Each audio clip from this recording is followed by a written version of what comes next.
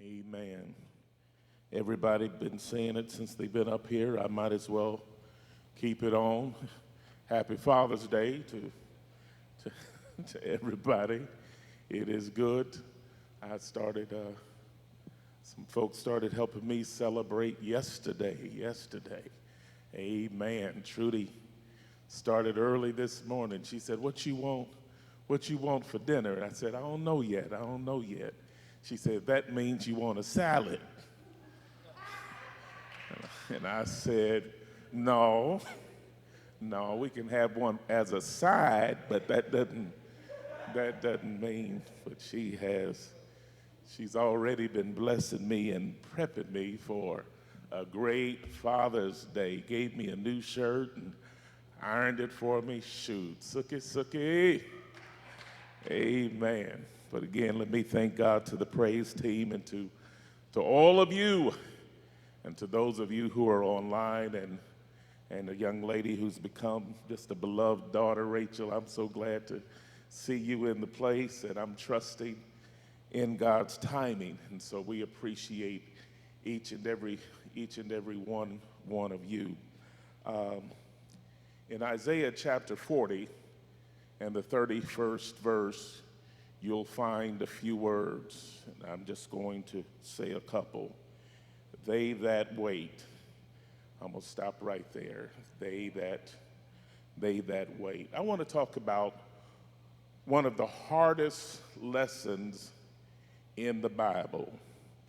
Michelle, look at me. Let me tell you, I really believe this is one of the hardest lessons in the Bible. Greg, I'm convinced that applying this text is one of the hardest lessons in the Bible. Mario, you still back there? What did I say? This is one of the hardest lessons in the Bible. Tracy, what did I say? One of the hardest lessons in the Bible. But Tracy, you know you can be a witness. Don't want you to shout yet. We'll shout later on. And it's hard because there's a lot of falsehoods surrounding the issue of you know.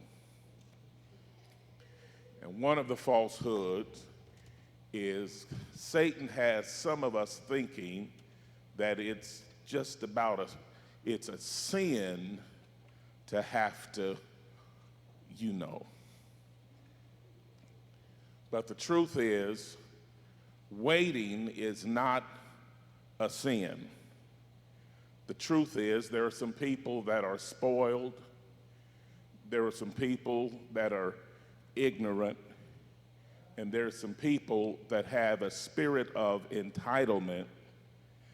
Even Christians that think that because they serve God and love God, they're entitled to have anything and everything that they can name and claim and put it in a picture and frame. And they try to pimp God and use faith as a weapon at God instead of having faith in God, because there's a whole bunch of believers that don't want to you know. But the truth is, sometimes it's to your advantage. I'm convinced we have a whole society of engineers and people in marketing and planning and commerce that have spent a lot of energy trying to keep people from having to you know. And if you were to ask some children, what does the word Kodak mean to you? Some children don't know what the word Kodak really means. Ariana, let me take you old school. Before your daddy and mama got you what you got, that you can't hardly live without. Sometimes they came in a little box. Sometimes they came in a bigger box. But there was a box with a circle on it with a piece of glass. That was called a camera. And you opened it up, and in the back, you would put something on the inside, Iresi, called film. You had a little, you had a little lever that you would push it to the right, and on the cheap ones, you just had a dial. And depending upon how much film you could afford, sometimes you had 12 exposure, sometimes you had 24, and sometimes if you really had it going on, you could get as much as 36. And then you would take the picture, take another one, and when all the pictures were taken, you would take the film out and go down to the drugstore, put it in an envelope, put your name on it, and put your phone number on it, and drop it in a box. They would develop it and call you and tell you when it was ready, and you would go and pick your pictures up, and they would give you the negatives and the pictures, and you could then enjoy the picture that you took. All of that happened because along the way there were some people all of that happened. That was in old school. But you got what you got right now because there were some people that didn't want to wait.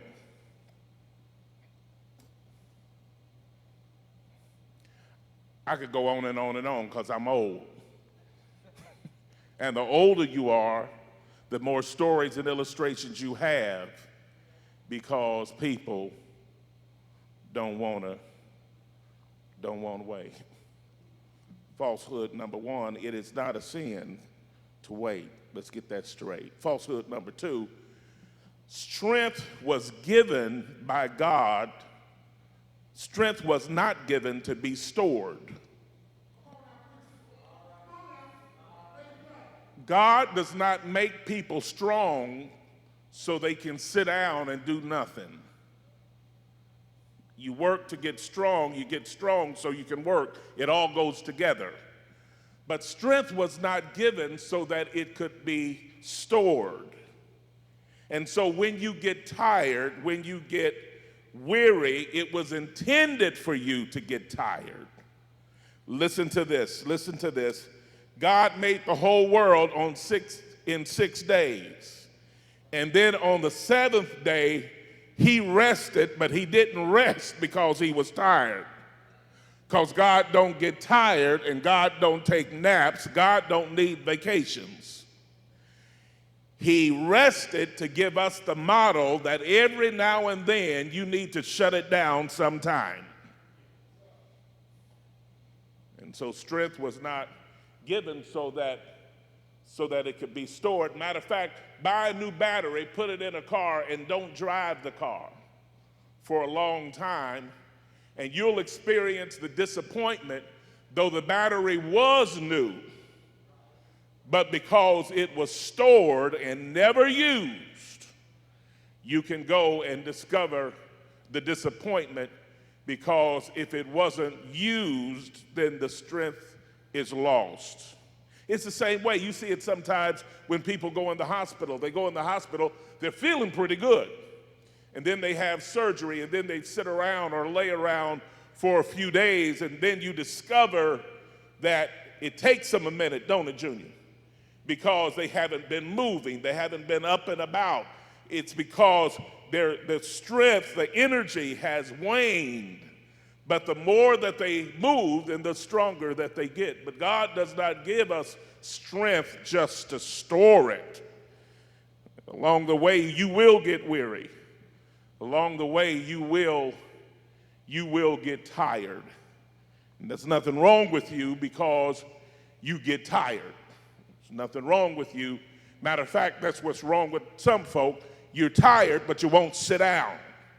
And so you're hard to get along with. And it ain't the other folk that's getting on their nerves. You need to go somewhere and sit down. You fussing and cussing and can't nobody please you. It may not be them. You might need to be the one to go in a room somewhere and shut the falsehood. Let me get through this thing. Falsehood number one, waiting is not a sin. It's not a sin to wait. Falsehood number two, strength was not given to be stored. Here's the last one. Falsehood number three is that folk think that because you're young and strong, you're okay. And in essence, what people really think is, as long as I'm young, strong, I don't really need God right now. And the struggle with that is that you need God when you're young, even more so than when you're old. Because some of the biggest decisions that you will make in your life, you make them when you're young. It would help if you sought the Lord like the Bible said. Seek the Lord at an early age, and guess what? You'll find him. And the idea is it's easier to get a hold of the Lord at an early age because there are some evil days. The world has a way of creating a whole lot of baggage, but if you can focus and seek God's face at an early age, it will help you with the decisions so that when you do get older, you won't have to deal with some of the consequences and some of the baggage, that bad decisions of your youth. And people think that when you're young, you can do anything. You can just hang out. And God is showing us some stuff.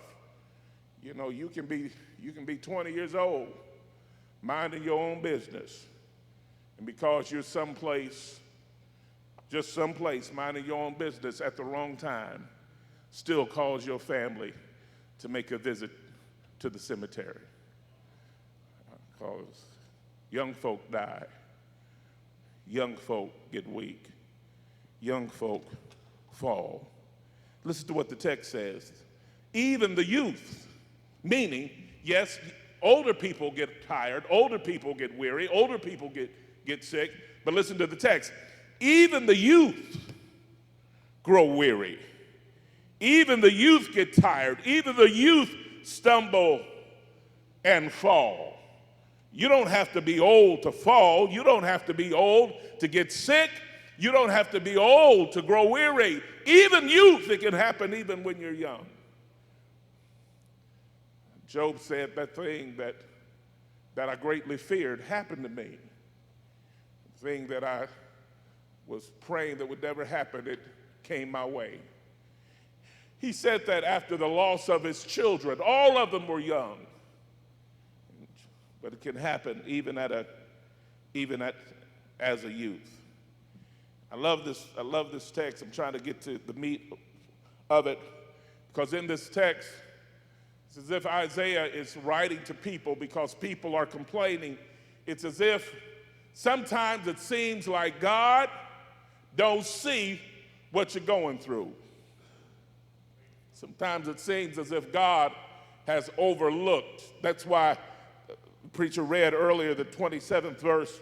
In that 27th verse, a question is being asked.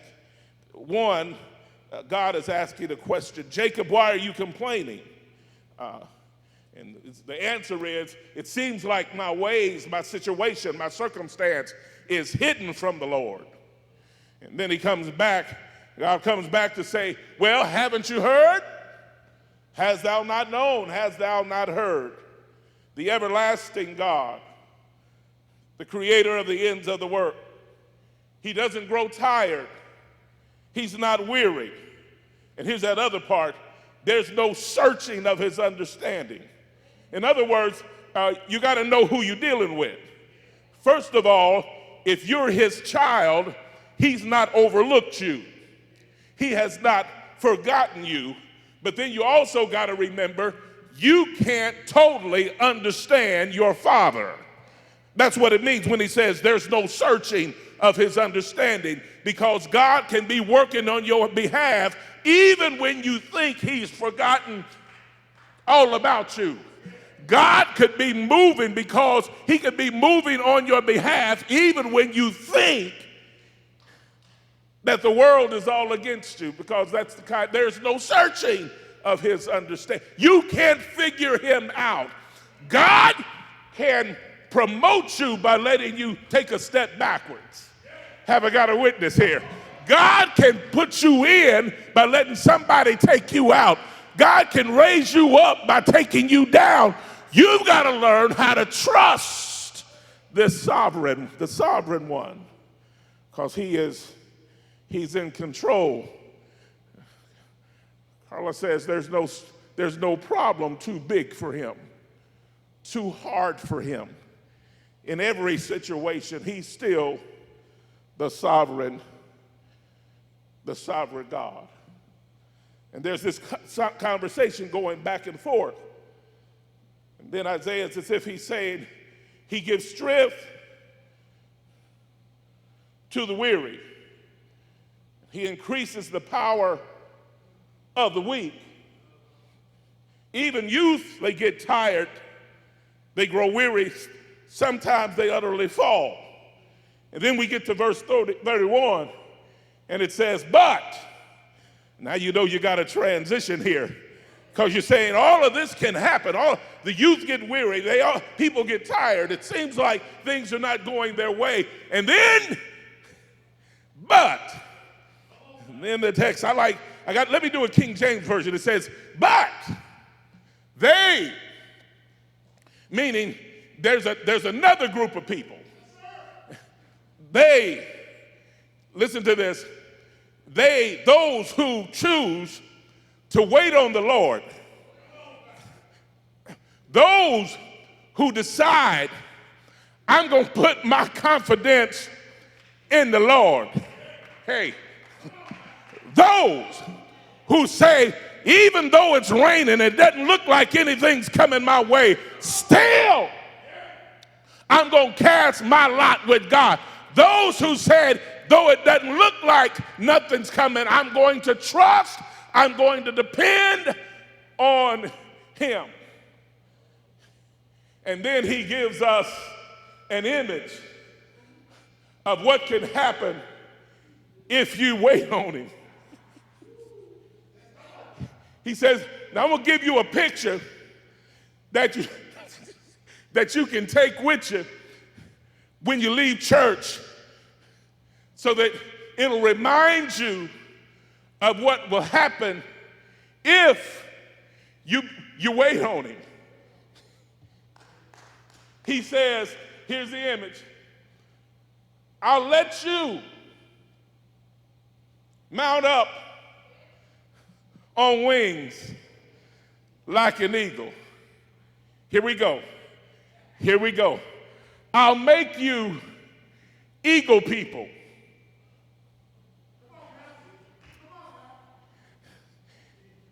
Since you got YouTube, go on home, pull it up, get you some information. It's all in there. You'll learn the lesson. Just look at the eagle. If you ever forget what I'll do for you, pull up National Geographic, get rid of Jerry Springer, spend some time on National Geographic, and just check out the eagle. And when you see the eagle, you'll see yourself, because here is what I will do for you. Are you ready? Wait a minute, we ain't there yet. Slow your roll. They dwell in high places. You don't never see no eagle hanging out on the floor of the jungle. No. The eagle, if you're going to be eagle people, you need to know You have been destined to dwell in high places. Matter of fact, watch this. No eaglet was born at the bottom and then elevated to the top. No, the eaglet was born in high places. And so the question is, if you're an eagle and you ended up in the low place, how in that? Because you were born. You started. You dwell in high places from birth.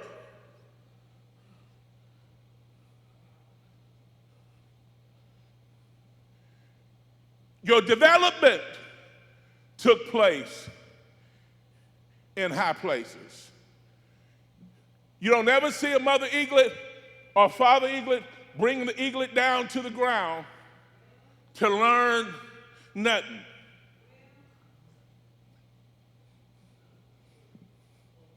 Everything they need, they learn it in a high place. Everything they need, from the time they open their eyes, here's what they see every day. They either see a mama eagle or a daddy eagle fly away and come back and put something down their throat.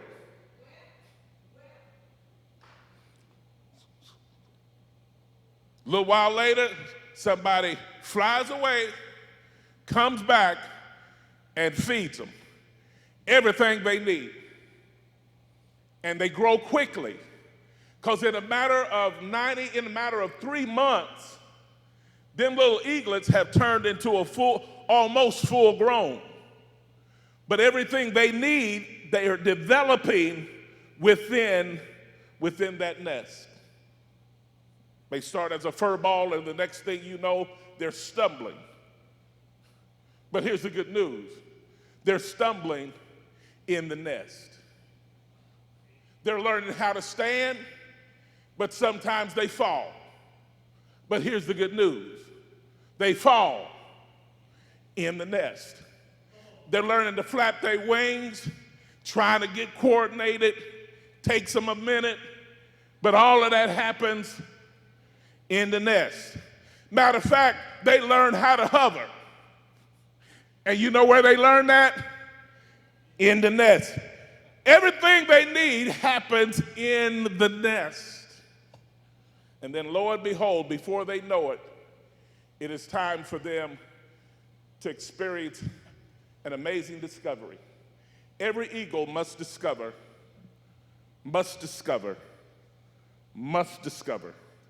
If they don't make this discovery, they will never accomplish what they've been destined to do. They have to discover their wings. Because when you look at an eagle, it's a lot like a human being in a way, because it's got, you got this portion of the arm, you got this portion of the arm, and then you got the hand. When y'all check it out when I'm done preaching, and you look at the anatomy of the wing, you'll see what I'm talking about. But they've got to learn how they got to discover their wings, because if they never discover their wings, they'll really never be able to understand their purpose. And once they discover their wings, they've been seeing something all the time, but they haven't quite been able to put it all together. They've been seeing their mother and father leave the nest and come back. Leave the nest and come back. For 3 months, Mama and Daddy has been leaving the nest and coming back. They've watched them launch and return. Launch and return. All day, launching and returning. And all of that is part of their training, because if they never see another eagle fly, then they won't know how to fly. Leaving, launching, and returning. That's how you do it. Launching and returning. They were getting the lesson, they just didn't know they were getting the lesson. But then finally, and here's how it goes. Typically, it's going to happen one or two ways. It can happen one or two ways. For some, after they've spent some time hovering, what will happen is the mother eaglet will go to a distance and will call them by name and encourage them.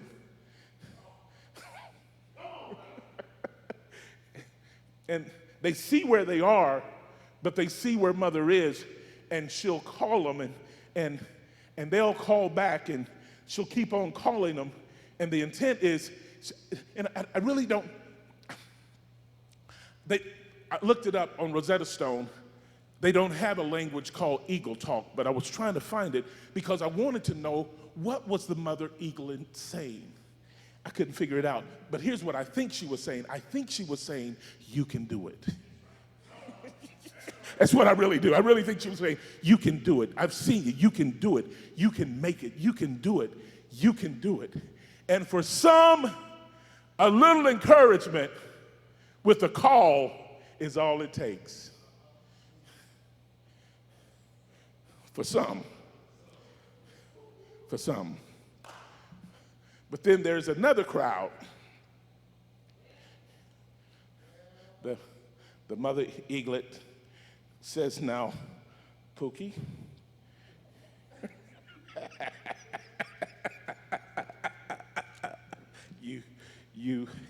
this nest wasn't designed for 3 grown eagles. And me and your daddy built this nest.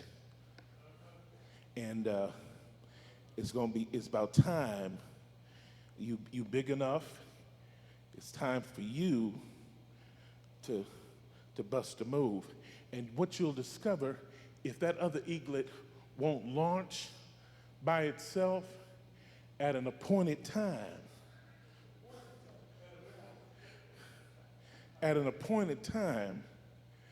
that mother, I know there's some that thinks it's cruel, but the truth is there's some that really needs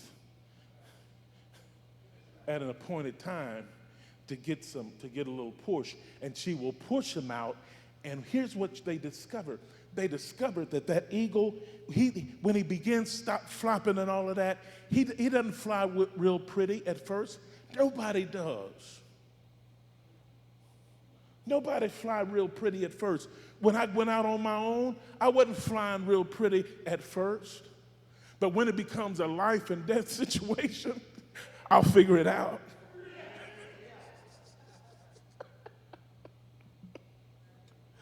I'll figure it out. Here's the image. I'll renew your strength. And I'll let you mount up with wings. I'll let you be like an eagle. I close with this. I just want to interview the eagle that has finally taken flight. I want to ask 3 questions and I'm done. My first question to the eaglet is this. You really aren't that big. You really aren't that big. And the eaglet said, you're right. A full-grown eagle is only about 14 pounds. That's 2 big chickens. No, it ain't that big. He ain't that big. He really isn't. He's not that big. He's about 14 pounds, about 30 inches tall. Yeah. But he ain't that big. But when he stretches out his wings, he's got a wingspan of 7 feet. I know. I'm not that big. I know. By myself, I know I ain't that big. But I've been designed in such a way that though I'm not big, God's given me something that if I just use it, I'll be big enough. You missed it.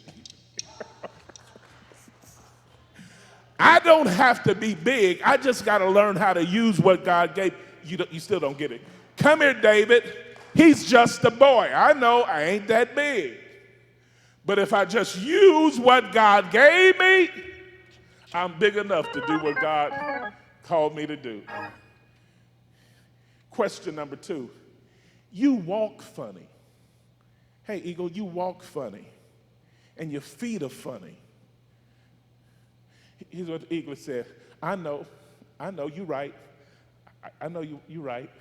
But these feet weren't made for walking.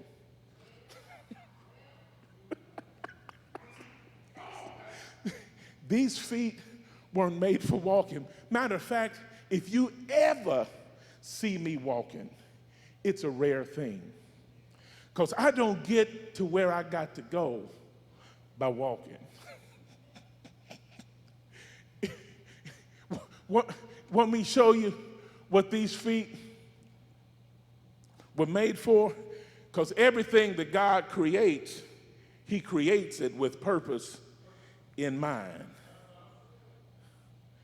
No, that's all right. Last question, and I'm done. We're out of here. Eagle, here's my last question. I saw you in the sky, and I watched you, and you had your wings stretched out, and I saw you go higher, and you never flapped your wings. How is it that you were able to go higher, but you not one time did you flap your wings? Now that's a good question, because in order to understand that, you got to know a little something about thermodynamics and all of that kind of stuff, because the truth is the good God we serve is heating up the earth. You can't see it, but he's heating the earth, and the wind, the current is rising. You can't see it, but there's a thing called thermodynamics, and the air is rising in certain places. You can't see it, but it's there. In the airplane, it's called turbulence. I call it bumpy air. When you get in the airplane, the pilot will tell you, keep your seatbelts on, because we might experience some turbulence.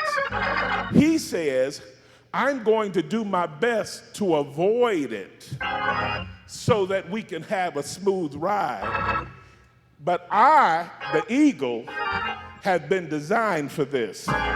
I look for bumpy air. And here's all I need you to understand. God has designed me for bumpy air.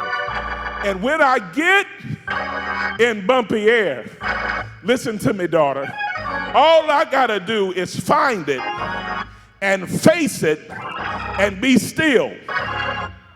Stretch my hands and then lean towards him, and every bump takes me a little higher. Have I got a witness? Every bump takes me a little higher. And I'm not trying to get through it. I'm trying to stay in it. That's why my wings are tilted. When my wings are tilted, it makes me turn. And as I turn and get hit by the bumpy air, it takes me higher and higher and higher. I know there's some people, you don't like turbulence, but keep on growing, because God's got to teach you to thank him for bumpy air. Quit flapping. Be still. Lean on him and watch him take you higher. Won't he take you highest. Won't God take you